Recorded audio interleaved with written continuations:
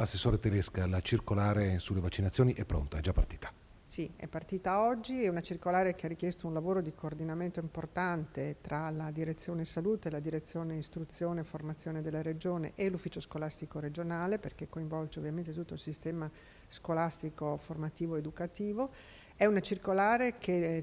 traccia molto bene la strada da seguire per i genitori, anche per gli istituti e per gli enti gestori dei nidi delle materne e per i comuni.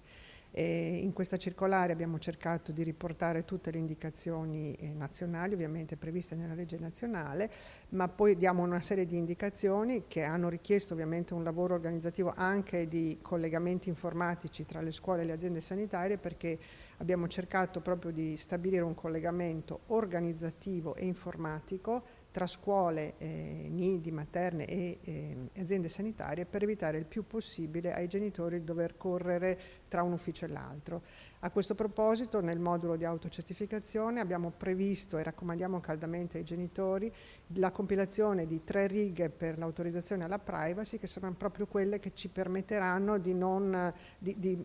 coinvolgerli nei vari passaggi, ma di fare tutto attraverso scuola e aziende sanitarie, per evitare appunto di far correre troppo i genitori. La legge dice chiaro come ci si deve comportare nel caso in cui ci siano genitori che non vogliono vaccinare i figli, e ci si interroga sul tema dell'ammissibilità nelle scuole.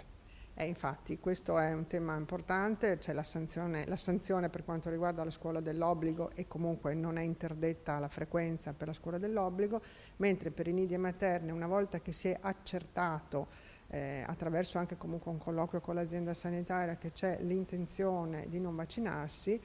oltre alla sanzione nelle materne e nei nidi verrà anche